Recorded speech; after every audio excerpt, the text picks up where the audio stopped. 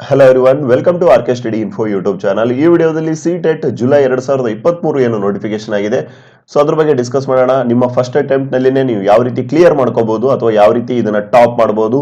ಇವನ್ after ಕೆಟೆಟ್ qualify ಆಗಿಲ್ಲ ಅಂತಂದ್ರೂ ನಿಮ್ಮ ಮೊಟ್ಟ ಮೊದಲ ಪ್ರಯತ್ನದಲ್ಲಿನೇ ಯಾವ ರೀತಿ ಇದನ್ನ ಕ್ವಾಲಿಫೈ ಮಾಡ್ಕೋಬಹುದು.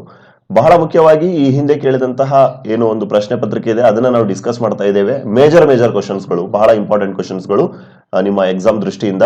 ಹಾಗೇನೆ ಬಹಳ ಇಂಪಾರ್ಟೆಂಟ್, ಈ 2 ತಿಂಗಳಲ್ಲಿ ಮೇ ಮತ್ತೆ ಜೂನ್ ನಿಮಗೆ 2 ತಿಂಗಳ ಟೈಮ್ ಇದೆ, ಸಫಿಶಿಯಂಟ್ ಟೈಮ್. ಸೊ ಈ 2 ತಿಂಗಳಲ್ಲಿ ಯಾವ ರೀತಿ ಕ್ರಮಬದ್ಧವಾಗಿ ಆಯ್ತಾ ಬಹಳ ನೀಟಾಗಿ ಯಾವ ರೀತಿ ಸ್ಟಡಿ ಮಾಡಬೇಕಾಗುತ್ತೆ ಕೊನೆ ಮೂಮೆಂಟ್ ಅಲ್ಲಿ. ಹಾಗೇನೆ ಪ್ರತಿಯೊಂದರ ಬಗ್ಗೆ ನಾವು ಡಿಸ್ಕಸ್ ಮಾಡೋಣ.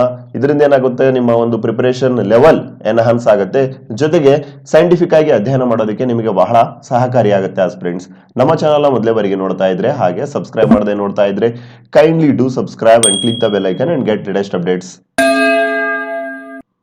ಓಕೆ ಫ್ರೆಂಡ್ಸ್, ನೋಡ್ತಾ ಇರಬಹುದು, this is the official website of CTET ಅಂತ ಹೇಳ್ತಾರೆ. ಈ ವೆಬ್ಸೈಟ್ ಡೈರೆಕ್ಟ್ ಲಿಂಕ್ ನಮ್ಮ ಅಫಿಷಿಯಲ್ ಟೆಲಿಗ್ರಾಮ್ ನಲ್ಲಿ ಕೊಟ್ಟಿರ್ತೇವೆ.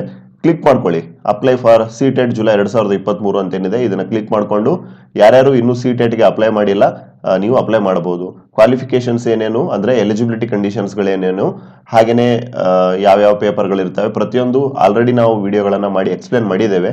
ಆ ವಿಡಿಯೋಗಳನ್ನ ಯಾರು ನೋಡಿಲ್ಲ, ಈ ವಿಡಿಯೋದ ಕಾಮೆಂಟ್ ಸೆಕ್ಷನ್ ಅಲ್ಲಿ ಹಾಗೆ ಡಿಸ್ಕ್ರಿಪ್ಷನ್ ಅಲ್ಲಿ ಅದರ ಲಿಂಕ್ಸ್ ಗಳನ್ನ ಕೊಟ್ಟಿರ್ತೇವೆ. ಕ್ಲಿಕ್ ಮಾಡ್ಕೊಂಡು ನೀವೇನ್ ಮಾಡಬಹುದು, ಆ ವಿಡಿಯೋಗಳನ್ನ ನೋಡಬಹುದು, ಯಾವ ರೀತಿ ಅಪ್ಲಿಕೇಶನ್ ಹಾಕಬೇಕು ಅಂತ ಹೇಳಿ ಅಂಡ್ ಎವ್ರಿಥಿಂಗ್. ಹಾಗೇನೆ ಮೇ 26ನೇ ತಾರೀಕುವರೆಗೂ ನಿಮಗೆ ಟೈಮ್ ಇರುತ್ತೆ. ಸೊ ಅದರ ಒಳಗಡೆ ನೀವು ಅಪ್ಲಿಕೇಶನ್ ಹಾಕಿ ಆಸ್ಪಿರೆಂಟ್ಸ್. ಸೊ ಈಗ ಡೈರೆಕ್ಟ್ ಆಗಿ ಹೋಗೋಣ ವಿಷಯಕ್ಕೆ. ನಿಮಗೆ ಆಲ್ರೆಡಿ ಹೇಳಿದ್ವಿ ಯಾವ ರೀತಿ ನಿಮ್ಮ ಒಂದು ಸ್ಟ್ರಾಟಜಿ ಇರಬೇಕು ಅನ್ನೋದನ್ನ ಈ ವಿಡಿಯೋದಲ್ಲಿ ಡಿಸ್ಕಸ್ ಮಾಡೋಣ ಅಂತ ಹೇಳಿ. ನೋಡಿ ಆಸ್ಪಿರೆಂಟ್ಸ್, ಸಿಟೆಟ್ ಅಲ್ಲಿ 2 ಪೇಪರ್ಗಳು ಇರ್ತವೆ, ನಿಮಗೆಲ್ಲ ಗೊತ್ತಿರುತ್ತೆ. ಕರ್ನಾಟಕ ಟೆಟ್ ಅಲ್ಲಿ ಯಾವ ರೀತಿ 2 ಪೇಪರ್ಗಳು ಇರ್ತವೆ, ಅದೇ ರೀತಿ ಸೆಂಟ್ರಲ್ ಟೀಚರ್ಸ್ ಎಲಿಜಿಬಿಲಿಟಿ ಟೆಸ್ಟ್ ಅಲ್ಲಿನೂ ಸಹ 2 ಪೇಪರ್ಗಳು ಇರ್ತವೆ, ಪೇಪರ್ 1 ಮತ್ತೆ ಪೇಪರ್ 2 ಅಂತ ಹೇಳಿ. ಸೊ ಸದ್ಯಕ್ಕೆ ನಾವು ಪೇಪರ್ 2 ಬಗ್ಗೆ ನಾವು ಡಿಸ್ಕಸ್ ಮಾಡ್ತಾ ಇದ್ದೇವೆ. ಸೊ ನೋಡ್ತಾ ಇರಬಹುದು, ಪೇಪರ್ 2 ನಲ್ಲಿ ಟೋಟಲಿ 4 ಸಬ್ಜೆಕ್ಟ್ಸ್ ಗಳು ಇರ್ತವೆ. CDP ಅಂತ ಹೇಳ್ತಾರೆ, ಚೈಲ್ಡ್ ಡೆವಲಪ್ಮೆಂಟ್ ಅಂಡ್ ಪೆಡಗಾಜಿ ಅಂತ ಹೇಳ್ತಾರೆ. ಸೊ 30 ಕ್ವಶನ್ಗೆ 30 ಮಾರ್ಕ್ಸ್ ಇರುತ್ತೆ. ಹಾಗೇನೆ ಲ್ಯಾಂಗ್ವೇಜ್ 1 ಅದಕ್ಕೆ 30 ಮಾರ್ಕ್ಸ್ ಇರುತ್ತೆ, ಲ್ಯಾಂಗ್ವೇಜ್ 2 30 ಮಾರ್ಕ್ಸ್ ಇರುತ್ತೆ. ಮ್ಯಾಥ್ಸ್ ಮತ್ತೆ ಸೈನ್ಸ್ ನೋಡಿ, ಇಲ್ಲಿಂದ ಸ್ವಲ್ಪ ನಿಮ್ಮ ಸಬ್ಜೆಕ್ಟ್ಸ್ ಗಳು ಚೇಂಜ್ ಆಗುತ್ತೆ.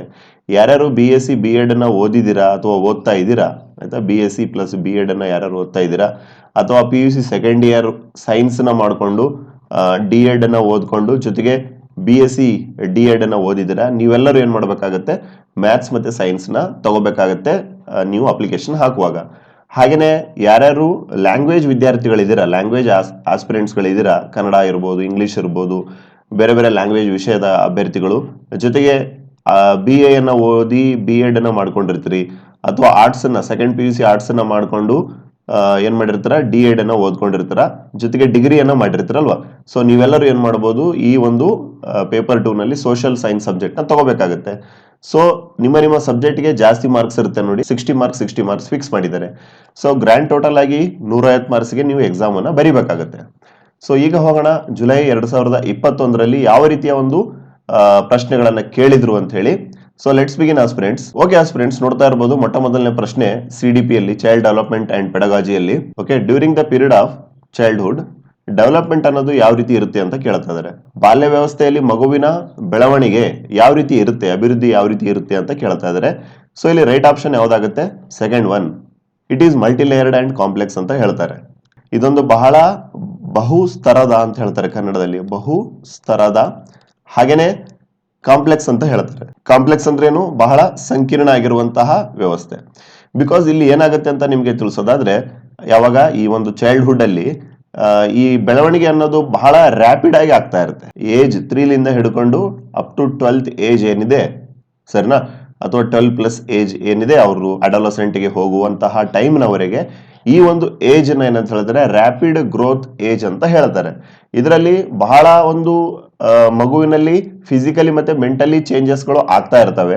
ಸೊ ಹಾಗಾಗಿ ಇಲ್ಲಿರುವಂತಹ ಒಂದು ಡೆವಲಪ್ಮೆಂಟ್ ಅನ್ನ, ಆಯ್ತಾ, ಈ ಮಧ್ಯದಲ್ಲಿ ಆಗುವಂತಹ ಒಂದು ಬದಲಾವಣೆಯನ್ನ ಅಥವಾ ಬೆಳವಣಿಗೆಯನ್ನ ಅಂತ ಕರೀತಾರೆ, ಬಹಳ ಮಲ್ಟಿಲೇಯರ್ಡ್ ಆಗಿರುತ್ತೆ. ಮಲ್ಟಿ ಅಂತಂದ್ರೇನು, ಬಹುಸ್ತರದ, ಹಾಗೇನೆ ಬಹಳ ಕಾಂಪ್ಲೆಕ್ಸ್ ಆಗಿರುತ್ತೆ. ನೋಡಿ, ಈ ರೀತಿಯ ಪ್ರಶ್ನೆಗಳು ಈ ಹಿಂದಿನ ಎಕ್ಸಾಮ್ ಅಲ್ಲಿ ಕೇಳಿದ್ದಾರೆ.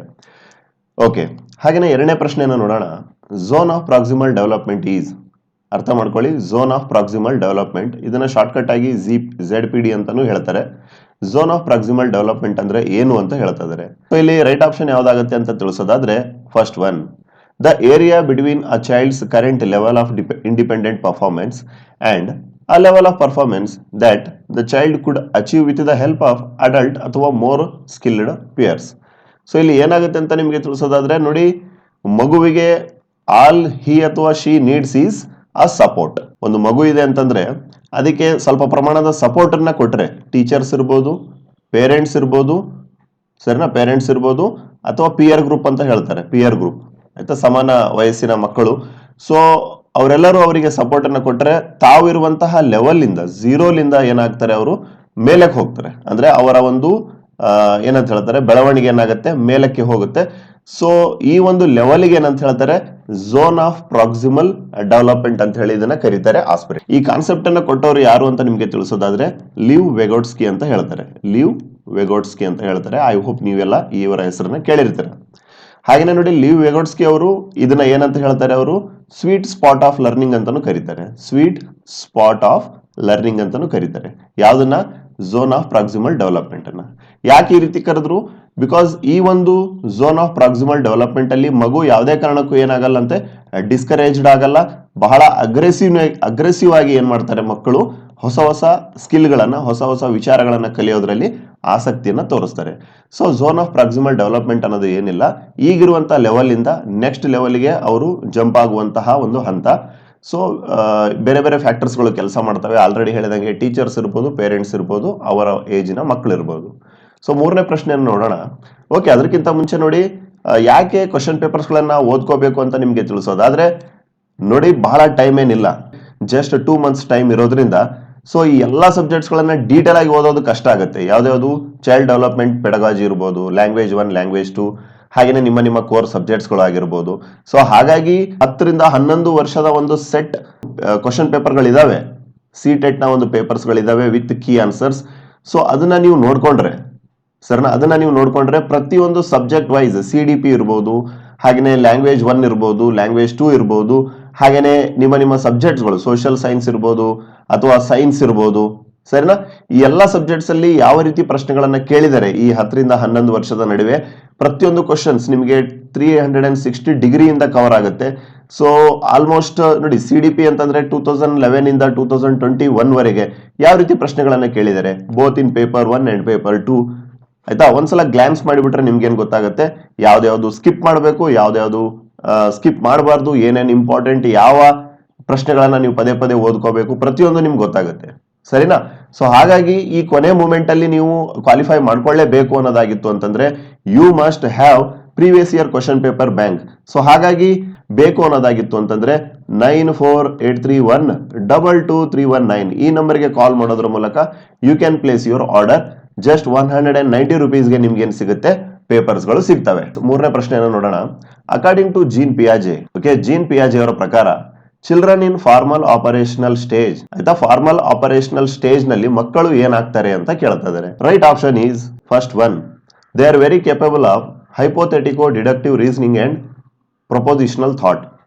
ಅಂದ್ರೆ ಯಾವಾಗ ಮಕ್ಕಳು ಏಜ್ ಆಫ್ 12 ನ ರೀಚ್ ಆಗ್ತಾರೆ, ಫಾರ್ಮಲ್ ಆಪರೇಷನಲ್ ಸ್ಟೇಜ್ ಅಂತಂದ್ರೇನು, 12 ವರ್ಷಕ್ಕೆ ಬರ್ತಾ ಬರ್ತಾ ಮಕ್ಕಳಲ್ಲಿ ಏನಾಗುತ್ತೆ, ಹೈಪೋಥೆಟಿಕೋ ಡಿಡಕ್ಟಿವ್ ರೀಸನಿಂಗ್ ಅಂದ್ರೆ ಬಹಳ ಸಂಕೀರ್ಣ ಆಗಿರುವಂತಹ ಲೆಕ್ಕಗಳು ಇರ್ಬೋದು, ಆಯ್ತಾ, ರೀಸನಿಂಗ್ ಇರ್ಬೋದು, ಕಾರಣೀಕರಿಸುವಿಕೆ ಅಂತ ಹೇಳ್ತೀವಲ್ವಾ ಅದು ಇರ್ಬೋದು, ಅಥವಾ ಕೆಲವೊಂದು ಕ್ಲಿಷ್ಟಕರ ಆಗಿರುವಂತಹ ಸೈಂಟಿಫಿಕ್ ಥಿಂಕಿಂಗ್ಸ್ ಗಳು ಇರ್ಬೋದು. ಸೊ ಇದನ್ನೆಲ್ಲವನ್ನ ಅವ್ರು ಏನ್ ಮಾಡ್ತಾರೆ, ಪ್ರಾಬ್ಲಮ್ ಸಾಲ್ವಿಂಗ್ ಇರ್ಬೋದು, ಇದನ್ನೆಲ್ಲವನ್ನ ಮಾಡಿ ಅವರು ಒಂದು ಕನ್ಕ್ಲೂಷನ್ಗೆ ಬರ್ತಾರೆ. ಕನ್ಕ್ಲೂಷನ್ಗೆ ಬರುವಂತಹ ಒಂದು ಹಂತಕ್ಕೆ ತಲುಪಿರ್ತಾರೆ ಯಾರು, ಮಕ್ಕಳು. ಯಾವ ಸ್ಟೇಜ್ ಅಲ್ಲಿ, ಫಾರ್ಮಲ್ ಆಪರೇಷನಲ್ ಸ್ಟೇಜ್ ಅಲ್ಲಿ. So usually around the age of 12 ಅಂತ ಇದನ್ನ ಹೇಳ್ತಾರೆ. ಸೊ ಇದ್ರ ಮೂಲಕ ಏನಾಗ್ತಾರೆ, ಹೈಪೋಥೆಟಿಕೋ ಡಿಡಕ್ಟಿವ್ ರೀಸನಿಂಗ್ ಅನ್ನ ಸಾಲ್ವ್ ಮಾಡೋದಕ್ಕೆ, ಜೊತೆಗೆ ಪ್ರಾಪೋಸಿಷನಲ್ ಥಾಟ್ ಅಂತಂದ್ರೇನು, ಒಂದು ಯಾವ್ದಾದ್ರು ಒಂದು ಪ್ರಾಬ್ಲಮ್ ಬಂತು ಅಂತಂದ್ರೆ ಅದನ್ನ ಕನ್ಕ್ಲೂಷನ್ಗೆ ತರುವಷ್ಟು ಅವರಿಗೆ ಬುದ್ಧಿಯನ್ನ ಬಂದಿರುತ್ತೆ. ಯಾವ ಸ್ಟೇಜ್ ಅಲ್ಲಿ, ಫಾರ್ಮಲ್ ಆಪರೇಷನ್ ಸ್ಟೇಜ್ ಅಲ್ಲಿ. ಸೊ ನೋಡಿ, ಜೀನ್ ಪಿಯಾಜೆ ಅವರ ಬಗ್ಗೆ ಹೇಳ್ಬೇಕಂತಂದ್ರೆ ಜೀನ್ ಪಿಯಾಜೆ ಅವರು ಏನ್ ಕೊಟ್ರು, ಥಿಯರಿ ಆಫ್ ಕಾಗ್ನಿಟಿವ್ ಡೆವಲಪ್ಮೆಂಟ್, ಬಹಳ ಇಂಪಾರ್ಟೆಂಟ್ ನೋಡಿ. ಥಿಯರಿ ಆಫ್ ಕಾಗ್ನಿಟಿವ್ ಡೆವಲಪ್ಮೆಂಟ್ ಅಲ್ಲಿ ಈ ಫಾರ್ಮಲ್ ಆಪರೇಷನಲ್ ಸ್ಟೇಜ್ ಬಗ್ಗೆ ಅವರು ಎಕ್ಸ್ಪ್ಲೇನ್ ಅನ್ನು ಮಾಡಿದ್ದಾರೆ. ಸೊ ಈ ಒಂದು ಥಿಯರಿ ಆಫ್ ಕಾಗ್ನಿಟಿವ್ ಡೆವಲಪ್ಮೆಂಟ್ ಏನಿದೆ ಅದನ್ನ ನೀವು ಕ್ಲಿಯರ್ ಆಗಿ ನೀಟಾಗಿ ಓದ್ಕೊಳ್ಳಿ. ಸೊ ನಿಮಗೆ ಈ ಎಲ್ಲಾ ಮಾಹಿತಿಗಳು ಎಲ್ಲಿ ಸಿಗ್ತವೆ ಅಂತ ನೋಡೋದಾದ್ರೆ, ಅಂದ್ರೆ ನೋಟ್ಸ್ ಗಳು ಇರ್ಬೋದು, ಪ್ರತಿಯೊಂದು ಇರ್ಬೋದು, ನೀವೇನೇನು BEd ಅನ್ನ ಓದಿದ್ದೀರಾ ಅಥವಾ ಓದ್ತಾ ಇದ್ದೀರಾ, ಸರಿನಾ? ನಿಮ್ಮ ಫಸ್ಟ್ ಇಯರ್ದು ಬುಕ್ಸ್ ಏನಿದೆ, ಬೋತ್ ಫಸ್ಟ್ ಸೆಮ್ ಮತ್ತೆ ಸೆಕೆಂಡ್ ಸೆಮ್ದು ಪುಸ್ತಕಗಳನ್ನ ನೀಟಾಗಿ ಓದ್ಕೊಳ್ಳಿ. ಡಿ.ಎಡ್ ವಿದ್ಯಾರ್ಥಿಗಳು ಆಗಿತ್ತು ಅಂತಂದ್ರೆ ನಿಮ್ಮ ಮನೋವಿಜ್ಞಾನ ಅಥವಾ ಸೈಕಾಲಜಿ ಬುಕ್ ಏನಿದೆ ಅದನ್ನ ನೀಟಾಗಿ ಓದ್ಕೊಳ್ಳಿ. ಅಲ್ಲಿಂದನೇ ಈ ಎಲ್ಲ ಕ್ವಶನ್ಸ್ಗಳು ಕವರ್ ಆಗುತ್ತೆ. ಹಾಗೇನೆ ಪ್ರೀವಿಯಸ್ ಇಯರ್ ಕ್ವಶನ್ ಪೇಪರ್ ನ ಸಾಲ್ವ್ ಮಾಡಲೇಬೇಕು. ಬಿಕಾಸ್ ನಾವು ಆಲ್ರೆಡಿ ಹೇಳ್ದಂಗೆ what to skip, what not to skip ಅನ್ನೋದು ಗೊತ್ತಾಗುತ್ತೆ. ಹಾಗೇನೆ ಯಾವ ಪ್ರಶ್ನೆಗಳನ್ನ ಬಹಳ ಸಲ ಕೇಳಿದರೆ ಖಂಡಿತ ಅದು ಕೇಳುವಂತ ಸಾಧ್ಯತೆ ಇದೆ, ಪ್ರತಿಯೊಂದು ನಿಮ್ಗೆ ಗೊತ್ತಾಗುತ್ತೆ. ಸೊ ಹಾಗಾಗಿ 9483122319 ಈ ನಂಬರ್ಗೆ ಕಾಲ್ ಮಾಡೋದ್ರ ಮೂಲಕ you can place your question paper bank order. Okay, 4ನೇ ಪ್ರಶ್ನೆಯನ್ನು ನೋಡೋಣ. ಎಟ್ ವಿಚ್ ಸ್ಟೇಜ್ ಅಂತ ಕೇಳ್ತಾ ಇದ್ದಾರೆ. Lawrence Kohlberg's theory of moral development do individuals believe that actively maintaining the current social system ensures positive human relationship social order. So Lawrence Kohlberg ಅಂತ ಏನ್ ಬರ್ತಾರೆ, ಅವ್ರು ಏನ್ ಮಾಡ್ತಾರೆ, ಥಿಯರಿ ಆಫ್ ಮಾರಲ್ ಡೆವಲಪ್ಮೆಂಟ್ ಅಂತ ಹೇಳಿ ಪ್ರಪೋಸ್ ಮಾಡ್ತಾರೆ. 3 ಸ್ಟೇಜ್ ಗಳನ್ನ ಅವರು ಪ್ರಪೋಸ್ ಮಾಡ್ತಾರೆ ಆಸ್ಪಿರೆಂಟ್ಸ್. ಪ್ರೀ ಕನ್ವೆನ್ಷನಲ್ ಅಂತ ಹೇಳ್ತಾರೆ, ಕನ್ವೆನ್ಷನಲ್ ಅಂತ ಹೇಳ್ತಾರೆ, ಹಾಗೇನೆ ಪೋಸ್ಟ್ ಕನ್ವೆನ್ಷನಲ್ ಅಂತ ಹೇಳ್ತಾರೆ. ಯಾರು? ಲಾರೆನ್ಸ್ ಕೊಹಲ್ಬರ್ಗ್ ಏನ್ ಮಾಡ್ತಾರೆ, ಮಾರಲ್ ಡೆವಲಪ್ಮೆಂಟ್ ಥಿಯರಿಯನ್ನ ಕೊಡ್ತಾರೆ. ಅದರಲ್ಲಿ 3 ಹಂತದ ಮಾರಲ್ಗಳು ಮಗುವಿನಲ್ಲಿ ಬೆಳವಣಿಗೆ ಆಗ್ತವೆ ಅಂತ ಹೇಳಿದ್ದಾರೆ. ಸೊ ಇಲ್ಲಿ ಯಾವ ಹಂತದಲ್ಲಿ ಸಾಮಾಜಿಕ ಪ್ರಕ್ರಿಯೆಗಳು, ಮಗುವಿನಲ್ಲಿ ಸಾಮಾಜಿಕ ಪ್ರಕ್ರಿಯೆಗಳು, ಸೊಸೈಟಿಯಲ್ ಆರ್ಡರ್ಸ್ ಗಳು ಕೆಲಸ ಮಾಡ್ತವೆ ಅಥವಾ ಡೆವಲಪ್ಮೆಂಟ್ ಆಗುತ್ತೆ ಅಂತ ಹೇಳಿ ಕೇಳ್ತಾ ಇದ್ದಾರೆ. ಸೊ ಇಲ್ಲಿ ರೈಟ್ ಆಪ್ಷನ್ ನಿಮಗೆ ತಿಳಿಸೋದಾದ್ರೆ the right option is second one, the social order maintaining orientation ಅಂತ ಏನಿದೆ, ಈ ಒಂದು ಹಂತದಲ್ಲಿ ಮಗು ಏನಾಗುತ್ತೆ, ಈ ಸಮಾಜದಲ್ಲಿ ಇರುವಂತಹ ಪ್ರತಿಯೊಂದು ಕಾರ್ಯಕ್ರಮಗಳಲ್ಲಿ ಆಕ್ಟಿವ್ ಆಗಿ ಪಾರ್ಟಿಸಿಪೇಟ್ ಮಾಡುತ್ತೆ. ಸೊ ದಟ್ ಎನ್ಶೋರ್ ಮಾಡ್ಕೊಳ್ಳುತ್ತೆ that human relationships and social order, ಸಮಾಜದ ಒಂದು ಪ್ರಾಮುಖ್ಯತೆಯನ್ನ ಮಗು ಅರ್ಥ ಮಾಡ್ಕೊಳ್ಳುತ್ತೆ. ಯಾರು ಹೇಳ್ತಾರೆ ಇದನ್ನ? ಲಾರೆನ್ಸ್ ಕೊಹಲ್ಬರ್ಗ್ ಅವರು ಹೇಳ್ತಾರೆ ನೋಡಿ. ಸರಿನಾ? ಓಕೆ, ಲಾರೆನ್ಸ್ ಕೊಹಲ್ಬರ್ಗ್ ಅವ್ರ ಬಗ್ಗೆ ಹೇಳೋದಾದ್ರೆ ನೋಡಿ, ಲಾರೆನ್ಸ್ ಕೊಹಲ್ಬರ್ಗ್ ಏನ್ ಮಾಡ್ತಾರೆ, ಥಿಯರಿ ಆಫ್ ಮಾರಲ್ ಡೆವಲಪ್ಮೆಂಟ್ ಅಂತ ಹೇಳಿ ಇದನ್ನ ಡೆವಲಪ್ಮೆಂಟ್ ಮಾಡ್ತಾರೆ. ಇಲ್ಲಿ 3 ಸ್ಟೇಜ್ ಗಳನ್ನ ಕೊಡ್ತಾರೆ. ಪ್ರೀ ಕನ್ವೆನ್ಷನಲ್ ಅಂತ ಹೇಳ್ತಾರೆ, ಕನ್ವೆನ್ಷನಲ್ ಅಂತ ಹೇಳ್ತಾರೆ, ಹಾಗೇನೆ ಪೋಸ್ಟ್ ಕನ್ವೆನ್ಷನಲ್ ಅಂತ ಹೇಳ್ತಾರೆ. ಪ್ರೀ ಕನ್ವೆನ್ಷನಲ್ಲಿ ಇಲ್ಲಿ ಮಾರಲ್ ಡೆವಲಪ್ಮೆಂಟ್ ಆಗುತ್ತೆ ಬೇಸ್ಡ್ ಆನ್ ಪನಿಷ್ಮೆಂಟ್ ಮತ್ತೆ ರಿವಾರ್ಡ್ಸ್ ಗಳ ಆಧಾರದ ಮೇಲೆ. ಸೊ ಕನ್ವೆನ್ಷನಲ್ಲಿ ಮಾರಲ್ ಡೆವಲಪ್ಮೆಂಟ್ ಆಗುತ್ತೆ ಬೇಸ್ಡ್ ಆನ್ ಸೊಸೈಟಿಯಲ್ ಆರ್ಡರ್, ಇದೀಗೇನ್ ಡಿಸ್ಕಸ್ ಮಾಡಿದ್ವಲ್ವಾ ಅದರ ಆಧಾರದ ಮೇಲೆ. ಸೊ ಇಲ್ಲಿ ಕೊನೆಯದಾಗಿ ಈ ಪೋಸ್ಟ್ ಕನ್ವೆನ್ಷನಲ್ ಏನ್ ಡೆವಲಪ್ಮೆಂಟ್ ಸ್ಟೇಜ್ ಇದೆ, ಇಲ್ಲಿ ಮಾರಲ್ ಡೆವಲಪ್ಮೆಂಟ್ ಆಗುತ್ತೆ ಪ್ಯೂರ್ಲಿ ಬೇಸ್ಡ್ ಆನ್ ದ ಯಾವ ಆಧಾರದ ಮೇಲೆ, ಈ ಒಂದು ಓನ್ ಪ್ರಿನ್ಸಿಪಲ್ಸ್ ಅಥವಾ ಓನ್ ವ್ಯಾಲ್ಯೂಸ್. ಮಗು ಏನ್ ಮಾಡುತ್ತೆ, ತನ್ನ ಮನಸಾಕ್ಷಿ ಅಥವಾ ತನ್ನ ಒಳಗಡೆ ಯೋಚನೆ ಮಾಡೋದಕ್ಕೆ ಸ್ಟಾರ್ಟ್ ಮಾಡುತ್ತೆ. ಯಾವ್ದ್ರಲ್ಲಿ? ಪೋಸ್ಟ್ ಕನ್ವೆನ್ಷನಲ್ ಅಲ್ಲಿ. ಸೊ ಸದ್ಯಕ್ಕೆ ಏನ್ ಕೇಳಿದ್ದಾರೆ ಇವರು? ಕನ್ವೆನ್ಷನಲ್ ಸ್ಟೇಜ್ ಬಗ್ಗೆ ಕೇಳಿದ್ದಾರೆ. ಇದರಲ್ಲಿ ಏನಾಗುತ್ತೆ, ಮಗು ಸಮಾಜದ ಒಂದು ಇಂಪಾರ್ಟೆನ್ಸ್ ನ ಅದು ಅರ್ಥ ಮಾಡ್ತಾ ಹೋಗುತ್ತೆ. ಸೊ ಕೊನೆ ಪ್ರಶ್ನೆನ ನೋಡೋಣ, ಅಂದ್ರೆ CDP ಅಲ್ಲಿ ಕೊನೆ ಪ್ರಶ್ನೆನ ನೋಡೋಣ. Which of the following is correctly matched pair of intelligence ಅಂತ ಹೇಳ್ತಾ ಇದ್ದಾರೆ. ಸೊ ಇಲ್ಲಿ ಟೈಪ್ ಆಫ್ ಇಂಟೆಲಿಜೆನ್ಸ್ ಮತ್ತೆ ಅದರಿಂದ ಆಗುವಂತಹ ಪರ್ಫಾರ್ಮೆನ್ಸ್ ಗಳನ್ನ ಕೊಟ್ಟಿದ್ದಾರೆ. ಸೊ ಇಲ್ಲಿ ರೈಟ್ ಆಗುವಂತಹದ್ದು ಯಾವ್ದು ಅಂತ ನಿಮಗೆ ತಿಳಿಸೋದಾದ್ರೆ ಫೋರ್ತ್ ಒನ್, ಬಾಡಿಲಿ ಕೈನೆಸ್ಥೆಟಿಕ್ ಅಂತ ಏನಿದೆ ಅದು ಅಥ್ಲೆಟ್. ಇಲ್ಲಿ ಟೈಪ್ ಆಫ್ ಇಂಟೆಲಿಜೆನ್ಸ್ ಅಂತ ಹೇಳ್ತಾ ಇದ್ದಾರೆ. ಟೈಪ್ ಆಫ್ ಇಂಟೆಲಿಜೆನ್ಸ್ ಅನ್ನ ಕೊಟ್ಟವರು ಯಾರು ಅಂತ ನಿಮಗೆ ತಿಳಿಸೋದಾದ್ರೆ ಹಾವರ್ಡ್ ಗಾರ್ಡನರ್ಸ್ ಅಂತ ಹೇಳ್ತಾರೆ. Howard gardener USA ದವರು. ಇವರು 1983ನೇ ಇಸ್ವಿಯಲ್ಲಿ ಏನ್ ಮಾಡ್ತಾರೆ, ಈ ಒಂದು ಟೈಪ್ ಆಫ್ ಇಂಟೆಲಿಜೆನ್ಸ್ ಮತ್ತೆ ಅದರ ಎಂಡ್ ಪರ್ಫಾರ್ಮೆನ್ಸ್ ಅನ್ನ ಅವ್ರು ಏನ್ ಮಾಡ್ತಾರೆ, ಲೀಸ್ಟ್ ಔಟ್ ಮಾಡ್ತಾರೆ. ಸೊ ಟೋಟಲ್ ಆಗಿ 8ನ ಹೇಳ್ತಾರೆ ಅವರು. ಸರಿನಾ? 8ನ ಹೇಳ್ತಾ ಕೂತ್ರೆ ಇಲ್ಲಿ ಟೈಮ್ ಆಗುತ್ತೆ. ಸೊ ನೋಡಿ, ಸ್ಪೇಷಿಯಲ್ ಏನಾಗಬೇಕು ಅಂತ ನಿಮಗೆ ತಿಳಿಸೋದಾದ್ರೆ, ಸ್ಪೇಷಿಯಲ್ ಈ ಒಂದು ಮಕ್ಕಳು 3 ಡೈಮೆನ್ಷನಲ್ ಅಲ್ಲಿ ಏನು ಯೋಚನೆ ಮಾಡ್ತಾರೆ ಅದ್ರ ಬಗ್ಗೆ ಅವರು ಹೇಳ್ತಾರೆ. ಇಂಟ್ರಾ ಪರ್ಸನಲ್ ಅಂತಂದ್ರೇನು, ಓನ್ ಥಾಟ್, ಆಯ್ತಾ, ability of understanding own thought, ಮನಸಾಕ್ಷಿಯನ್ನ ಅರ್ಥ ಮಾಡ್ಕೊಳ್ಳುವಂತದ್ದು ಅಂತ ಏನ್ ಹೇಳ್ತೀವಿ ಅದು ಇಲ್ಲಿ ಬರುತ್ತೆ.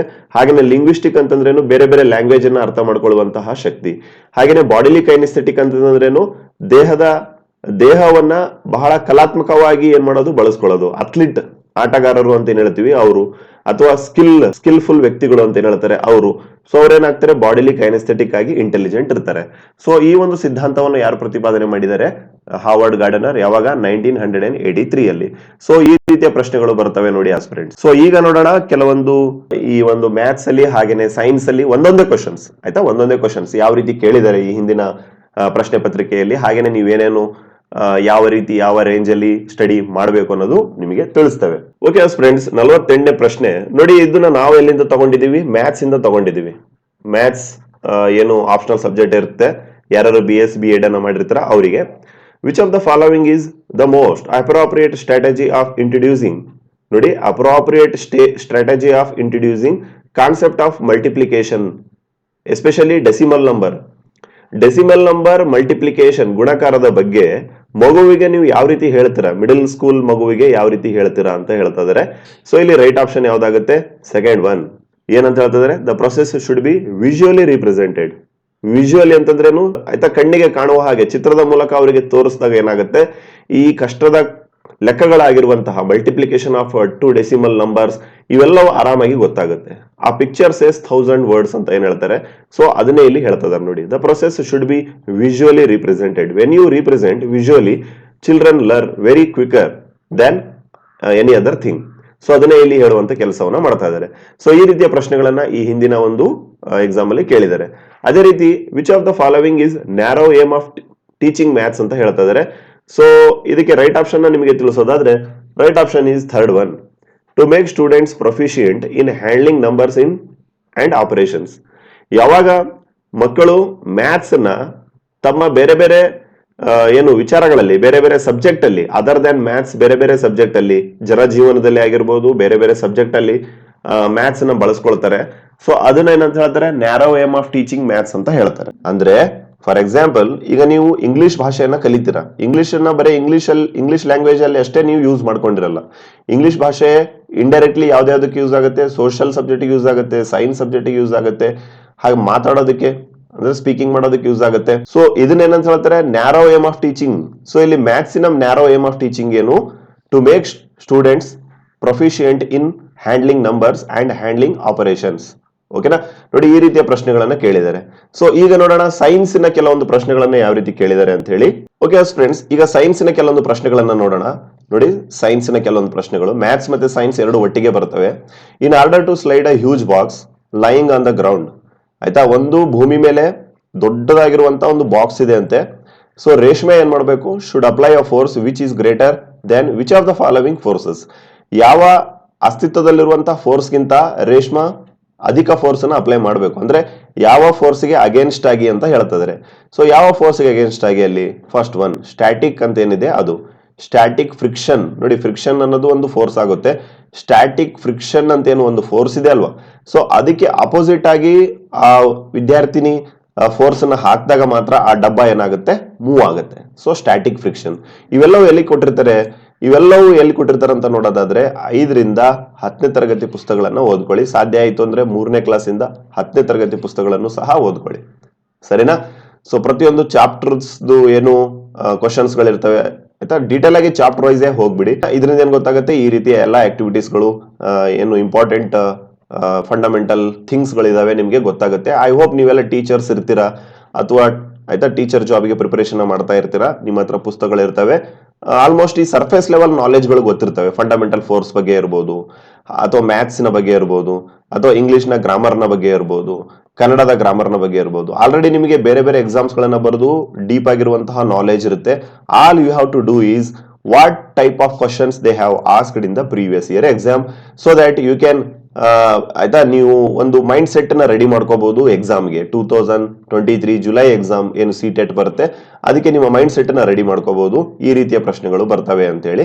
ಸೊ ಹಾಗಾಗಿ ಪ್ರೀವಿಯಸ್ ಇಯರ್ ಕ್ವಶನ್ ಪೇಪರ್ದು ಸೆಟ್ಗಳು ನಮ್ಮ ಹತ್ರ ಲಭ್ಯ ಇರ್ತವೆ ವಿತ್ ಕೀ ಆನ್ಸರ್ಸ್. ಆಲ್ಮೋಸ್ಟ್ 2011 ಇಂದ 2021 ವರೆಗೆ. ಬೇಕಾದಲ್ಲಿ 9483122319 ಈ ನಂಬರ್ಗೆ ಕಾಲ್ ಮಾಡೋದ್ರ ಮೂಲಕ you can place your order. So you can neatly, ಓಕೆನಾ, ನೀವು ನೀಟಾಗಿ ಸ್ಟ್ರಾಟಜಿಕಲಿ ಏನ್ ಮಾಡಬಹುದು, ಎಕ್ಸಾಮ್ಗೆ ಪ್ರಿಪರೇಷನ್ ಮಾಡಬಹುದು. ಖಂಡಿತ ನಿಮಗೆ ಏನಾಗುತ್ತೆ, ಹೆಲ್ಪ್ ಆಗೇ ಆಗುತ್ತೆ. ಬಿಕಾಸ್ ಪ್ರತಿಯೊಂದು ಸಬ್ಜೆಕ್ಟ್ ವೈಸ್ ಇಲ್ಲಿ ಆಲ್ಮೋಸ್ಟ್ 10ರಿಂದ 11 ವರ್ಷದ ಪ್ರಶ್ನೆಗಳನ್ನ ನೀವು ಡಿಸ್ಕಸ್ ಮಾಡಿದಾಗ ಖಂಡಿತ ನಿಮ್ಗೆ ಏನಾಗುತ್ತೆ, ಒಂದು ಕಾನ್ಫಿಡೆನ್ಸ್ ಬಿಲ್ಡ್ ಆಗುತ್ತೆ. ಡೆಫಿನೆಟ್ಲಿ ನೋಡಿ 90 ಮಾರ್ಕ್ಸ್ ನ ತೆಗಿಬೇಕಾಗುತ್ತೆ ಜನರಲ್ ಅಭ್ಯರ್ಥಿಗಳು. SC ST OBC ಅಭ್ಯರ್ಥಿಗಳು 83 ತಗೊಂಡ್ರೆ ಏನಾಗುತ್ತೆ, ನಿಮ್ದು CTET ಸರ್ಟಿಫಿಕೇಟ್ ಸಿಗುತ್ತೆ. ಸೊ ಹಾಗಾಗಿ I encourage to buy this question paper bank as well as get the CTET qualified certificate. Because ಏನು ಕೇಂದ್ರೀಯ ವಿದ್ಯಾಲಯಗಳಿದಾವೆ, ಸೆಂಟ್ರಲ್ ಸ್ಕೂಲ್ಗಳಿದಾವೆ, ನವೋದಯ ಶಾಲೆಗಳಿದಾವೆ, ಅಲ್ಲೆಲ್ಲ ನೀವು ಟೀಚರ್ಸ್ ಆಗಿ ಅಪಾಯಿಂಟ್ಮೆಂಟ್ ಆಗ್ಲೇಬೇಕು ಅನ್ನೋದಾಗಿತ್ತು ಅಂತಂದ್ರೆ CTET ನ ಕಡ್ಡಾಯವಾಗಿ ಕೇಳ್ತಾರೆ. ಇನ್ಕ್ಲೂಡಿಂಗ್ ನಮ್ಮ ಕರ್ನಾಟಕದಲ್ಲಿನೂ ಅಷ್ಟೇ CTET ಖಂಡಿತ ಏನಾಗುತ್ತೆ, ಇಲ್ಲಿನೂ ಅಪ್ಲೈ ಆಗುತ್ತೆ. ಈ ಒಂದು ಸೋಷಿಯಲ್ ಅಲ್ಲಿ ಯಾವ ರೀತಿ ಪ್ರಶ್ನೆಗಳನ್ನ ಕೇಳಿದ್ದಾರೆ ಅಂತ ಹೇಳಿ, ಹಾಗೇನೆ ಲ್ಯಾಂಗ್ವೇಜ್ ಅಲ್ಲಿ ಯಾವ ರೀತಿ ಕೇಳಿದ್ದಾರೆ ಅಂತ ಹೇಳಿ, ಅಂದ್ರೆ ಒಂದೊಂದೇ ಕ್ವಶನ್ ಡಿಸ್ಕಸ್ ಮಾಡಿ ಈ ವಿಡಿಯೋವನ್ನ ಮುಗಿಸೋಣ.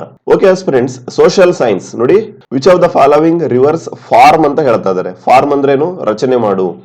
ಏನನ್ನ ರಚನೆ ಮಾಡುತ್ತೆ? ಸುಂದರ್ಬನ್ ಡೆಲ್ಟಾವನ್ನ ರಚನೆ ಮಾಡುತ್ತಂತೆ. ಯಾವೆಲ್ಲ ನದಿಗಳು ಅಂತ ಕೇಳ್ತಾ ಇದಾರೆ. ಸೊ ಜಿಯೋಗ್ರಫಿ ಮೇಲೆ ಪ್ರಶ್ನೆಯನ್ನು ಬಂದಿದೆ. ಸೊ ರೈಟ್ ಆಪ್ಷನ್ ನಿಮಗೆ ತಿಳಿಸೋದಾದ್ರೆ first one Ganga and Brahmaputra ಅಂತ ಏನಿದೆ ಅದು. ಸೊ ಇದ್ರ ಜೊತೆಗೆ ಇನ್ನೊಂದು ನದಿ ಬರುತ್ತೆ ಮೇಘನಾ ಅಂತೇಳಿ, ಆಯ್ತಾ. ಇದ್ರ ಜೊತೆಗೆ ಇನ್ನೊಂದು ನದಿ ಬರುತ್ತೆ ಆಸ್ಪಿರೆಂಟ್ಸ್, ಅದರ ಹೆಸರೇನು? ಮೇಘನಾ ನದಿ ಅಂತೇಳಿ ಇದನ್ನ ಹೇಳ್ತಾರೆ. ಸೊ ಈ ಒಂದು ಸುಂದರ್ಬನ್ ಡೆಲ್ಟಾ ಎಲ್ಲಿ ನಿಮಗೆ ನೋಡಕ್ ಸಿಗುತ್ತೆ? ವೆಸ್ಟ್ ಬೆಂಗಾಲ್ ಅಂತ ಏನಿದೆ ಪಶ್ಚಿಮ ಬಂಗಾಳ. ಸೊ ಅಲ್ಲಿ ಇರುವಂತಹ ಒಂದು 24 ಪರಗಣ ಅಂತೇಳಿ ಒಂದು ಜಿಲ್ಲೆ ಬರುತ್ತೆ. 24 ಪರಗಣ ಅಂತೇಳಿ ಒಂದು ಜಿಲ್ಲೆ ಬರುತ್ತೆ. ಸೊ ಅಲ್ಲಿ ನಿಮಗೆ ಈ ಸುಂದರ್ಬನ್ ಡೆಲ್ಟಾ ನೋಡಕ್ಕೆ ಸಿಗುತ್ತೆ. ಸೊ ಈ ರೀತಿಯ ಪ್ರಶ್ನೆಗಳು ಕೇಳ್ತಾರೆ ಆಸ್ಪಿರೆಂಟ್ಸ್. ಹಾಗೇನೆ ಇನ್ನೊಂದು ಪ್ರಶ್ನೆಯನ್ನು ನೋಡೋಣ. ಇಲ್ಲಿ ಅಟ್ಮಾಸ್ಫಿಯರಿಕ್ ಲೇಯರ್ಸ್ ಗಳನ್ನ ಕೇಳಿದರೆ, ಕ್ಲೂಗಳನ್ನ ಕೊಟ್ಟಿದ್ದಾರೆ. ಕ್ಲೂ ಏನಪ್ಪಾ ಅಂತಂದ್ರೆ meteorites burn up in this layer on entering the space ಇಂದ, ಬ್ರಹ್ಮಾಂಡದಿಂದ ಏನು ಒಂದು ಕಲ್ಲುಗಳು ಬೀಳ್ತಾ ಇರ್ತವೆ, ಮಿಟಿಯೋರಾಯ್ಡ್ಸ್ ಬೀಳ್ತಾ ಇರ್ತವೆ. ಈ ಒಂದು ಅಟ್ಮಾಸ್ಫಿಯರಿಕ್ ಲೇಯರ್ಗೆ ಬಂದ ತಕ್ಷಣ ಅದೇನಾಗುತ್ತೆ? ಸುಟ್ಟು ಹೋಗುತ್ತೆ. Temperature declines with the increasing height in this layer. ಈ ಒಂದು ಲೇಯರ್ ನಿಂದ ನೀವು ಮೇಲಕ್ಕೆ ಹೋದಂಗೆಲ್ಲ ಅಲ್ಲಿ ಬಹಳ ಟೆಂಪರೇಚರ್ ಏನಾಗುತ್ತೆ, ತಾಪಮಾನ ಏನಾಗುತ್ತೆ, ಕೆಳಗಡೆ ತುಂಬಾನೇ ಇಳಿಯುತ್ತೆ, ಅಂದ್ರೆ ಬಹಳ ತಣ್ಣಗಿರುತ್ತೆ ಅಂತ ಹೇಳ್ತಾ ಇದಾರೆ. ಸೊ ಅದು ಯಾವ ಲೇಯರ್ ಅಂತ ಹೇಳ್ತಾ ಇದಾರೆ. ಇಲ್ಲಿ ಯಾವ ಲೇಯರ್ ಅಂತ ನಿಮ್ಗೆ ತಿಳಿಸೋದಾದ್ರೆ ಥರ್ಡ್ ಒನ್ ಮೆಸೋಸ್ಪಿಯರ್ ಅಂತ ಏನಿದೆ, ಈ ಒಂದು ಲೇಯರ್ ನಲ್ಲಿ ಯಾವ್ದಾದ್ರೂ ಏನು ಒಂದು ದೊಡ್ಡ ಪ್ರಮಾಣದ ಸ್ಟೋನ್ಗಳು, ಮಿಟಿಯೋರಾಯ್ಡ್ಸ್ ಗಳು ಬಂತು ಅನ್ನೋದಾಗಿತ್ತು ಅಂತಂದ್ರೆ ಬರ್ನ್ ಆಗೋಗುತ್ತೆ, ಜೊತೆಗೆ ಟೆಂಪರೇಚರ್ ಏನಾಗುತ್ತೆ? ಡಿಕ್ಲೈನ್ ಆಗುತ್ತೆ. ನೋಡಿ, ಈ ರೀತಿಯ ಪ್ರಶ್ನೆಗಳನ್ನ ಈ ಹಿಂದಿನ ಎಕ್ಸಾಮ್ ಅಲ್ಲಿ ಕೇಳಿದರೆ, ಸರಿನಾ? ಸೊ ಹಾಗಾಗಿ it is your prime duty to understand what kind of questions they have asked in the exam. So ಅದು ನಿಮ್ಗೆ ಗೊತ್ತಾಯ್ತು ಅಂತಂದ್ರೆ ಆಲ್ಮೋಸ್ಟ್ ನೀವು ಒಂದು 70 to 80% ಎಕ್ಸಾಮ್ಗೆ ರೆಡಿ ಆದಂಗೆ. ಸೊ ಹಾಗಾಗಿ previous year question paper bank ಅನ್ನ ತಗೊಳ್ಳಿ. 9483122319 ಈ ನಂಬರ್ಗೆ ಕಾಲ್ ಮಾಡೋದ್ರ ಮೂಲಕ ಸೊ ನಿಮಗೆ ಆಲ್ಮೋಸ್ಟ್ 10 ರಿಂದ 11 ವರ್ಷದ ಕ್ವಶನ್ ಪೇಪರ್ ಸೆಟ್ಗಳು ಸಿಗ್ತವೆ. ಓಕೆ ಫ್ರೆಂಡ್ಸ್, ಈಗ ನೋಡೋಣ ಇಂಗ್ಲಿಷ್ ಲ್ಯಾಂಗ್ವೇಜ್ ಅಲ್ಲಿ ಪೆಡಗಾಜಿಯಲ್ಲಿ ಯಾವ ರೀತಿಯ ಪ್ರಶ್ನೆಗಳನ್ನ ಕೇಳಿದ್ದಾರೆ ಅಂತ ಹೇಳಿ. ಆ ಟೀಚರ್ ಆಫ್ ಕ್ಲಾಸ್ 8, ಓಕೆನಾ, 8ನೇ ಕ್ಲಾಸಿನ ಒಬ್ಬ ಟೀಚರ್ ಏನ್ ಮಾಡಿದಾರಂತೆ, ಡಿಟರ್ಮೈನರ್ಸ್, ಇಂಗ್ಲಿಷ್ ಅಲ್ಲಿ ಡಿಟರ್ಮೈನರ್ಸ್ ಅಂತ ಬರುತ್ತೆ, ನಿಮ್ಗೆಲ್ಲ ಗೊತ್ತಿರುತ್ತೆ. ಸೊ ಅದನ್ನ ಅವರು ಪಾಠ ಮಾಡಿರ್ತಾರೆ. ಬಟ್ ಸ್ವಲ್ಪ ದಿನಗಳು ಆದ ಬಳಿಕ ನೋಡಿ, ವಿದ್ಯಾರ್ಥಿಗಳು ಏನಿದ್ದಾರೆ, ಲರ್ನರ್ಸ್ ಏನಿದ್ದಾರೆ, using them same in their own languages. ಆ ಡಿಟರ್ಮೈನರ್ಸ್ ಗಳು ಏನಿದಾವೆ ಸೊ ಅದನ್ನ ಅವರು ಅವರ ಓನ್ ಲ್ಯಾಂಗ್ವೇಜ್ ಅಲ್ಲಿ ಬಳಸೋದಕ್ಕೆ, ಮಾತನಾಡುವಾಗ ಅದನ್ನ ಬಳಸೋದಕ್ಕೆ ಯೂಸ್ ಮಾಡ್ತಾರೆ. ಸೊ ಹಾಗಾದ್ರೆ ಆ ಟೀಚರ್ ಏನ್ ಮಾಡ್ತಾರೆ? ಅದನ್ನ ನೋಟಿಸ್ ಮಾಡಿರ್ತಾರೆ, ಅದನ್ನ ಗಮನ ವಹಿಸಿರ್ತಾರೆ. ಹಾಗಾದ್ರೆ use of determiners in this context ಅದನ್ನ ನೋಟಿಸ್ ಮಾಡಿರ್ತಾರೆ. ಹಾಗಾದ್ರೆ what strategy did the teacher employ in her classroom? ಹಾಗಾದ್ರೆ ಆ ಟೀಚರ್ ಏನ್ ಮಾಡಿದ್ದಾರೆ? ಎಂತಹ ಒಂದು ಸ್ಟ್ರಾಟಜಿಯನ್ನ ಯೂಸ್ ಮಾಡಿದ್ದಾರೆ ತಮ್ಮ ಕ್ಲಾಸ್ ರೂಮ್ ಅಲ್ಲಿ? ಬಿಕಾಸ್ ಮಕ್ಕಳು ಏನ್ ಮಾಡಿದ್ದಾರೆ? ಡಿಟರ್ಮೈನರ್ಸ್ ಅನ್ನ ಓನ್ ಲ್ಯಾಂಗ್ವೇಜ್ ಅಲ್ಲಿ ಬಳಸುವ ಹಾಗೆ ಅವರು ಮಾಡಿದ್ದಾರೆ. ಸೊ ಹಾಗಾದ್ರೆ ಯಾವ ಸ್ಟ್ರಾಟಜಿ ಅದು ಅಂತ ಕೇಳ್ತಾ ಇದ್ದಾರೆ. ಕಾನ್ಶಿಯಸ್ ರೈಸಿಂಗ್ ಅಂತ ಏನಿದೆ ಇದು, ಕಾನ್ಶಿಯಸ್ ರೈಸಿಂಗ್ ಸ್ಟ್ರಾಟಜಿ ಅಂತ ಏನಿದೆ ಇದು. ಸೊ ಇದರಲ್ಲಿ ಏನಾಗುತ್ತೆ? ಪಾಠ ಏನ್ ಹೇಳಿರ್ತಾರೆ ಅದನ್ನ ತಮ್ಮ ದಿನನಿತ್ಯದ ಲೈಫ್ ಸ್ಟೈಲ್ ಅಲ್ಲಿ ಏನ್ ಮಾಡ್ತಾರೆ? ಅದನ್ನ ಆಡ್ ಮಾಡ್ಕೊಳ್ತಾರಲ್ವಾ, that is called conscious learning. So determiners ಗಳು ಯಾವ ಇದಾವೆ ನಿಮ್ಗೆಲ್ಲ ಗೊತ್ತಿರುತ್ತೆ. ಇಂಗ್ಲಿಷ್ ಅಭ್ಯರ್ಥಿಗಳಿಗೆ ಏನೇನಿದಾವೆ? ಡೆಮಾನ್ಸ್ಟ್ರೇಟಿವ್ಸ್ ಅಂತ ಹೇಳ್ತಾರೆ, ದಿಸ್, ದಟ್, ದೋಸ್, ದೀಸ್ ಅಂತ ಏನ್ ಹೇಳ್ತಾರೆ ಅದು. ಹಾಗೇನೆ ಪೊಸೆಸಿವ್ ಅಡ್ಜೆಕ್ಟಿವ್ ಸಚ್ ಆಸ್ ಮೈ ಇರ್ಬೋದು, ಯುವರ್ ಇರ್ಬೋದು, ಹಿಸ್ ಇರ್ಬೋದು, ಆಯ್ತಾ. ಕ್ವಾಂಟಿಫೈಯರ್ಸ್ ಅಂತ ಹೇಳ್ತಾರೆ, ಸಮ್, ಎವ್ರಿ, ಸರಿನಾ? ಅಂದ್ರೆ ಪಾಯಿಂಟ್ ಔಟ್ ಮಾಡಿ ಹೇಳ್ತೀವಲ್ವಾ, ದಟ್ ಈಸ್ ಕಾಲ್ಡ್ ಡಿಟರ್ಮೈನರ್ಸ್ ಅಂತ ಹೇಳ್ತಾರೆ. ಸೊ ಈ ರೀತಿಯ ಪ್ರಶ್ನೆಗಳು ಈ ಹಿಂದಿನ ಎಕ್ಸಾಮ್ ಅಲ್ಲಿ ಬಂದಿದ್ದಾವೆ. India's language in education policy is known as. ಭಾರತದಲ್ಲಿ ಭಾಷೆಗಳ ಬಗ್ಗೆ ಎಜುಕೇಶನ್ ಪಾಲಿಸಿಯಲ್ಲಿ ಏನನ್ನು ಹೇಳಲಾಗಿದೆ ಅಂತ ಕೇಳ್ತಾ ಇದ್ದಾರೆ. ಎಸ್ಪೆಷಲಿ ನೆಪ್ ಬಗ್ಗೆ ಇಲ್ಲಿ ಮಾತನಾಡ್ತಾ ಇದ್ದಾರೆ, ನ್ಯಾಷನಲ್ ಎಜುಕೇಶನ್ ಪಾಲಿಸಿ ಅಥವಾ ನ್ಯೂ ಎಜುಕೇಶನ್ ಪಾಲಿಸಿ 2020 ಏನಿದೆ ಅದ್ರ ಪ್ರಕಾರ. So 3 language formula, right answer ಏನು? ಟೈರ್ ಲ್ಯಾಂಗ್ವೇಜ್ ಫಾರ್ಮುಲಾ ಅಂತ ಏನಿದೆ ಇದು, ಸರಿನಾ? ಮಗು ಏನ್ ಮಾಡುತ್ತೆ? ಮಾತೃಭಾಷೆಯಲ್ಲಿ ಸ್ಟಡಿ ಮಾಡುತ್ತೆ, ಹಾಗೇನೆ ಇಂಗ್ಲಿಷ್ ಭಾಷೆಯನ್ನ ಕಲಿಯುತ್ತೆ, ಹಾಗೇನೆ ಇನ್ನೊಂದು ಭಾಷೆಯನ್ನ ಕಲಿಯುತ್ತೆ, ಸರಿನಾ? 3 ಲ್ಯಾಂಗ್ವೇಜ್ ಫಾರ್ಮುಲಾ ಅಂತೇಳಿ ಇಲ್ಲಿ ಹೇಳ್ತಾರೆ. ಸೊ ನ್ಯೂ ಎಜುಕೇಶನ್ ಪಾಲಿಸಿನೂ ಸಹ ಇದನ್ನೇ ಹೇಳುತ್ತೆ. ಓಕೆ, ನ್ಯೂ ಎಜುಕೇಶನ್ ಪಾಲಿಸಿಯ ಚೇರ್ಮನ್ ಯಾರಾಗಿದ್ರು? ಸರಿನಾ? ನ್ಯೂ ಎಜುಕೇಶನ್ ಪಾಲಿಸಿಯ ಚೇರ್ಮನ್ ಯಾರಾಗಿದ್ರು? ಆನ್ಸರ್ ಗೊತ್ತಿತ್ತು ಅಂತಂದ್ರೆ ಕಾಮೆಂಟ್ ಸೆಕ್ಷನ್ ಅಲ್ಲಿ ಕಾಮೆಂಟ್ ಮಾಡಿ. ಯಾರ್ಯಾರ್ದು ಆನ್ಸರ್ ಇರುತ್ತೆ, ರೈಟ್ ಇರುತ್ತೆ, ಅವರಿಗೆ ನಾವು ಹಾರ್ಟ್ ಆಪ್ಷನ್ ಕೊಡ್ತೇವೆ. ಸೊ ದಟ್ ಎಲ್ಲರಿಗೂ ಅರ್ಥ ಆಗುತ್ತೆ ಅದೇ ರೈಟ್ ಆಪ್ಷನ್ ಅಂತ ಹೇಳಿ. ಓಕೆ ಫ್ರೆಂಡ್ಸ್, ಈಗ ನೋಡೋಣ ಕನ್ನಡ ಲ್ಯಾಂಗ್ವೇಜ್ ಅಲ್ಲಿ, ನಮ್ಮ ಪ್ರೀತಿಯ ಕನ್ನಡ ಲ್ಯಾಂಗ್ವೇಜ್ ಅಲ್ಲಿ ಯಾವ ರೀತಿಯ ಪ್ರಶ್ನೆಗಳನ್ನ ಕೇಳಿದ್ರು ಈ ಹಿಂದಿನ ಒಂದು ಪರೀಕ್ಷೆಯಲ್ಲಿ, ಹಾಗೇನೆ ನೀವು ಯಾವ ರೀತಿ ಓದ್ಕೋಬೇಕು ಅಂತ ಹೇಳಿ. ಸೊ ಒಂದು ಪ್ರಶ್ನೆ ತಗೊಂತ ಇದೀವಿ. ಈ ಕೆಳಗಿನಗಳಲ್ಲಿ ಯಾವುದು ಅಪ್ರಜ್ಞಾಪೂರ್ವಕವಾಗಿ, ಅನ್ಕಾನ್ಶಿಯಸ್ನೆಸ್, ಆಯ್ತಾ, ಈಗ ಇಂಗ್ಲಿಷ್ ಅಲ್ಲಿ ನಾವು ನೋಡಿದ್ವಿ ಅಲ್ವಾ, ಅದೇ ರೀತಿಯಾಗಿ ಅಪ್ರಜ್ಞಾಪೂರ್ವಕ ಪ್ರಕ್ರಿಯೆ ಮತ್ತು ಮಕ್ಕಳು ಇದನ್ನು ಸಂವಹನಕ್ಕಾಗಿ ಬಳಸುತ್ತಾರೆ. ಸೇಮ್ ಕ್ವಶನ್, ಆಯ್ತಾ. ಏನು ಒಂದು ಕ್ವಶನ್ ಬಂದಿತ್ತು ನೋಡಿ ಅದೇ ಕ್ವಶನ್ ಕನ್ನಡದಲ್ಲಿ ಕೇಳ್ತಿದ್ದಾರೆ. ಮಕ್ಕಳು ಏನ್ ಮಾಡ್ತಾರೆ, ಕಲಿತಾರೆ, ಜೊತೆಗೆ ಅದನ್ನ ಅಪ್ರಜ್ಞಾಪೂರ್ವಕವಾಗಿ ಅದನ್ನ ಬಳಸ್ಕೊಳ್ತಾರೆ ಸಂವಹನದಲ್ಲಿ. ಹಾಗಾದ್ರೆ ಇದು ಯಾವುದು, ಎಂತಹ ಪ್ರಕ್ರಿಯೆ ಅಂತ ಕೇಳ್ತಾ ಇದಾರೆ. ಇಲ್ಲಿ ರೈಟ್ ಆಪ್ಷನ್ ಯಾವ್ದಾಗುತ್ತೆ, ಸೆಕೆಂಡ್ ಒನ್, ಭಾಷೆಯ ಅಂತಸ್ಥ ಗ್ರಹಿಕೆ ಅಂತ ಏನಿದೆ ಇದೆ, ಭಾಷೆಯ ಅಂತಸ್ಥ ಗ್ರಹಿಕೆ. ಓಕೆನಾ. ಸೊ ಮಕ್ಕಳು ಏನ್ ಮಾಡ್ತಾರೆ, ಇದನ್ನ ಅಪ್ರಜ್ಞಾಪೂರ್ವಕವಾಗಿ ಕಲಿತು ತಮ್ಮ ಭಾಷೆಯಲ್ಲಿ ಯೂಸ್ ಮಾಡ್ತಾ ಇರ್ತಾರೆ. ಸೊ ಏನಂತ ಹೇಳ್ತಾರೆ, ಕಾನ್ಶಿಯಸ್ ಲರ್ನಿಂಗ್ ಅಂತ ಹೇಳ್ತಾರೆ, ಕಾನ್ಶಿಯಸ್ ಲರ್ನಿಂಗ್. ಓಕೆನಾ, ಭಾಷೆಯ ಅಂತಸ್ಥ ಗ್ರಹಿಕೆ. 138ನೇ ಪ್ರಶ್ನೆಯನ್ನ ನೋಡಿ ಈ ವಿಡಿಯೋವನ್ನ ಕ್ಲೋಸ್ ಮಾಡೋಣ. ಒಬ್ಬ ಅಧ್ಯಾಪಿಕೆಯಾಗಿ ನೀವು ವಿದ್ಯಾರ್ಥಿಗಳಲ್ಲಿ ಓದುವಿಕೆ, ಓಕೆ, ಹ್ಯಾಬಿಟ್ ಆಫ್ ರೀಡಿಂಗ್ ಅಂತ ಹೇಳ್ತಾರೆ. ಸೊ ಅದನ್ನ ನೀವು ಯಾವ ರೀತಿ ಮೂಡಿಸುತ್ತೀರಿ ಅಂತ ಕೇಳ್ತಾ ಇದಾರೆ. ಆಯ್ತಾ, ಮಕ್ಕಳಿಗೆ ಡೈರೆಕ್ಟ್ ಆಗಿ ಓದ್ರಿ ಅಂತಂದ್ರೆ, ಅಂದ್ರೆ ಓದಿ ಪ್ರಾಕ್ಟೀಸ್ ಮಾಡಿ ಅಂದ್ರೆ ಓದೋದಿಲ್ಲ. ಸೊ ಅದನ್ನ ನೀವು ಇಂಡೈರೆಕ್ಟ್ ಆಗಿ ಯಾವ ರೀತಿ ಬೆಳೆಸ್ತೀರಾ ಅಂತ ಕೇಳ್ತಾ ಇದಾರೆ. ಸೊ ರೈಟ್ ಆಪ್ಷನ್ ನಿಮಗೆ ತಿಳಿಸೋದಾದ್ರೆ, ಓಕೆನಾ, ಥರ್ಡ್ ಒನ್, ಮಕ್ಕಳಿಗೆ ವಯಸ್ಸಿಗೆ ತಕ್ಕಂಗೆ ಅವರ ಆಸಕ್ತಿ ಮೂಡಿಸುವಂತಹ ಮಕ್ಕಳ ಸಾಹಿತ್ಯವನ್ನು ಕೊಡಬೇಕಾಗತ್ತೆ. ಆಯ್ತಾ, ಪೋಯಮ್ಸ್ ಗಳಿರ್ಬೋದು, ಮಕ್ಕಳ ಸ್ಟೋರಿಗಳು ಇರ್ಬೋದು, ಚಿಲ್ಡ್ರನ್ ಸ್ಟೋರಿ ಬುಕ್ಸ್ ಗಳನ್ನ ಕೊಟ್ಟಾಗ ಏನಾಗುತ್ತೆ, ಮಕ್ಕಳು ಆಸಕ್ತಿದಾಯಕವಾಗಿ ಅವರು ಓದೋದಕ್ಕೆ ಆರಂಭ ಮಾಡ್ತಾರೆ. ನೀವು ಓದಿ ಅಂತ ಹೇಳೋದೇ ಬೇಕಾಗಿಲ್ಲ, ಸರಿನಾ. ಸೊ ಈ ರೀತಿ ಏನ್ ಮಾಡಬಹುದು ನಾವು, ಓದುವಿಕೆಯನ್ನ, ಆಯ್ತಾ, ಹ್ಯಾಬಿಟ್ ಆಫ್ ರೀಡಿಂಗ್ ಅನ್ನ ನಾವೇನ್ ಮಾಡಬಹುದು, ಕಲ್ಟಿವೇಟ್ ಮಾಡಬಹುದು ಮಕ್ಕಳಲ್ಲಿ. ಸೊ ಈ ರೀತಿಯ ಪ್ರಶ್ನೆಗಳನ್ನ ಕೇಳಿದ್ದಾರೆ ನೋಡಿ ಆಸ್ಪಿರೆಂಟ್ಸ್. ಬಹಳ ಸಿಂಪಲ್ ಆಗಿರುವಂತ ಕ್ವಶನ್ಸ್ಗಳು. ಬಟ್ ನಿಮ್ಗೇನ್ ಗೊತ್ತಾಗಬೇಕು, ಯಾವೆಲ್ಲ ಪ್ರಶ್ನೆಗಳ ಮೇಲೆ ಫೋಕಸ್ ಮಾಡ್ತಾ ಇದ್ದಾರೆ, ಯಾವೆಲ್ಲ ಥಿಯರೀಸ್ ಗಳ ಮೇಲೆ ಫೋಕಸ್ ಅನ್ನ ಮಾಡ್ತಾ ಇದ್ದಾರೆ ಅಂತ ಹೇಳಿ. ಸೊ ಇದನ್ನ ನೀವು ಹಿಡ್ಕೊಂಡ್ಬಿಟ್ರೆ, ಇದನ್ನ ನಿಮಗೆ ಗೊತ್ತಾಗ್ಬಿಡ್ತು ಅಂತಂದ್ರೆ ನಿಮ್ಗೇನಾಗುತ್ತೆ, ಖಂಡಿತ ಏನು ಸಿಟೆಟ್ 2023 ಜುಲೈ ಏನಿದೆ, ಇದರಲ್ಲಿ ನೀವು ಖಂಡಿತ ಟಾಪ್ ಮಾಡೇ ಮಾಡ್ತೀರಾ. I highly recommend to go through the previous year question paper. ಓಕೆನಾ, ಪ್ರೀವಿಯಸ್ ಇಯರ್ ಕ್ವಶನ್ ಪೇಪರ್ಸ್ ಗಳು ಬಹಳ ಕೆಲಸ ಮಾಡ್ತವೆ ಇಲ್ಲಿ. ಸೊ ಹಾಗಾಗಿ 2011 ಇಂದ 2021 ವಿತ್ ಕೀ ಆನ್ಸರ್ಸ್ ಗಳು ಲಭ್ಯ ಇರ್ತವೆ. ಜಸ್ಟ್ 190 rupees ಅಲ್ಲಿ ನೀವೇನ್ ಮಾಡ್ಬೇಕಾಗುತ್ತೆ, 9483122319 ಈ ನಂಬರ್ಗೆ ಕಾಲ್ ಮಾಡೋದ್ರ ಮೂಲಕ ಯು ಕ್ಯಾನ್ ಗೆಟ್ ಯುವರ್ ಏನು ಒಂದು ಕ್ವಶನ್ ಪೇಪರ್ದು ಬ್ಯಾಂಕ್ ಇದೆ, ಅದನ್ನ ನೀವು ತಗೋಬಹುದು. ಸೊ ಇದ್ರ ಮೂಲಕ you can top your CTET July 2023. Thank you for listening. ಈ ರೀತಿ ಅನೇಕ ಅಪ್ಡೇಟ್ ಪಡೆಯೋಕೆ ನಮ್ಮ ಚಾನಲ್ ನ ಸಬ್ಸ್ಕ್ರೈಬ್ ಮಾಡ್ಕೊಳ್ಳಿ. Thank you for listening. God bless you all.